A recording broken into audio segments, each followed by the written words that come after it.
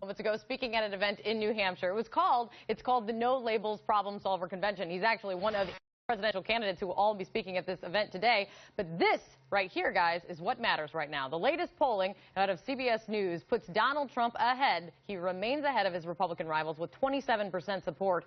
Behind him, Ben Carson, 6 points behind him. And then take a look at the rest of the GOP field, sitting or stuck, you might want to say, in the single digits right now. Let's discuss this. Let's bring in CNN political commentator Amanda Carpenter. She's a former communications director for Senator Ted Cruz, which you saw there on that poll. And CNN political commentator Jeffrey Lord. He's a former political director in the Reagan White House and has written very favorably about Donald Trump. Guys, it's great to see you. So let's discuss these. Great to see you guys. Amanda, first to you, Amanda, when you look at these polls coming out of CBS, I mean, he continues to lead. He is the GOP frontrunner. The rest of the field is in single digits. At this point, I know depending on where you stand, you're going to say it's early on or it's not so early on, but he continues to trot ahead when you see all those guys in single digits and women in single digits. Is there anything they can do to stop him, Amanda? Well, here's the thing. I mean, Donald Trump, it is not a fluke. We tried to say that this summer. We'll say maybe it's an August fling. It's not. He's been dominating the polls in the first or second tier since he entered the race in mid-July. And I think in the last presidential election cycle on the Republican side, you saw a lot more movement. You saw guys like Rick Perry go in the lead, Newt Gingrich, Herman Cain, before Mitt Romney eventually coalesced that support. And so the other Republican candidates do have to be worried. But that said, this is an election where conventional wisdom has been turned on its head again and again. Donald Trump doesn't have a traditional on-the-ground network that I think it takes to win a GOP primary. And if you look at him speaking today at the No Labels Conference, which is a group deliberately designed to target moderates, this is not going to activate GOP primary voters. I think you kind of see where he's making bad investments in his time. He's a candidate who lives and dies by the camera, and I think in February, when we go to those early primary states, you could see that the emperor has no clothes, and you see someone who has a traditional election get out the vote strategy go ahead and take those early states. I mean, it's going to have to be a big turnaround, though, when you look at his numbers, though. But there are some warning spots or trouble spots, Jeffrey, that I want to ask you about. He's viewed very favorably among Republican primary voters at 53% in terms of his favorability. Ben Carson is viewed his favorability as the highest. Look at Ben Carson. They're 62% favorable, only 7% unfavorable. But Donald Trump still viewed very favorably. But that number is exactly opposite when you look at all registered voters. He's at 53% unfavorable, and he's 60% of all registered voters, Jeffrey, think he is dishonest. Is this what is going to catch up with Donald Trump?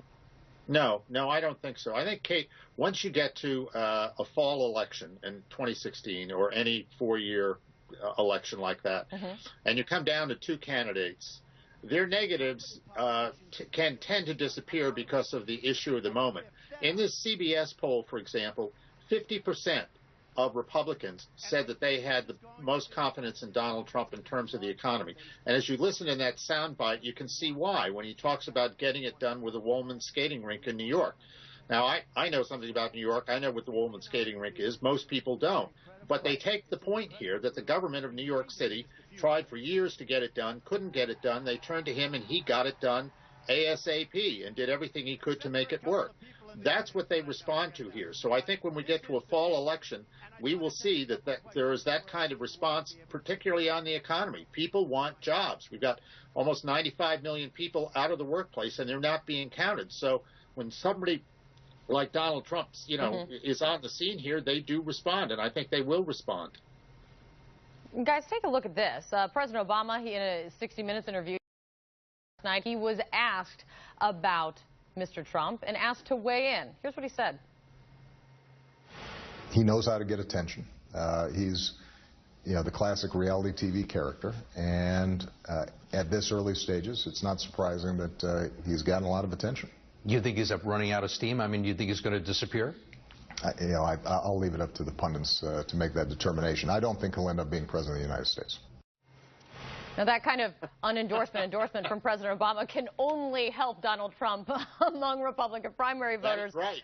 For sure. I mean, that obviously is part of it. But, Amanda, I mean, is that the concern, though, among Republicans, maybe more mainstream Republicans, if you will? He has momentum right now. He could nab the nomination. But then Republicans think he's then handing the White House to the Democrats. Well, here's the thing. I actually agree with much of what President Obama had to say in his assessment, which is the first time I've been able to say that in a long time. But my critique and my concern about Donald Trump comes from the conservative side. I view him as an opportunist of the highest form. I'm very concerned that he has a very transactional approach to politics. If you listen to his speeches, he essentially says, well, I gave this person money and they did this. I think that's a sign of someone who would be very persuadable to corruption. I don't think that's the direction that the Republican Party wants to go. And so I want to see him put more flesh on, more meat on the bones for his economic plans. His tax plan was pretty good, but when he talks about doing big things, he's been talking about his plan for veterans for the longest time and still hasn't proposed it. Confidence and bluster will get you a long way, especially on Wall Street, especially in real estate. We have yet to see how long that will get him in politics. But he is continuing to turn out the crowds, that is for sure. We will all be watching. One place where he won't be is going to be on that debate stage tomorrow night. But we will all be watching, even though I think he said this morning he might watch a couple minutes and then he's going to go to sleep. So I guess there's going to be one person who might not be watching that debate, but I'll have something to say about it. That's for sure. Man, it's great to see you, Jeff, for you too. Thank you guys so much. Thanks.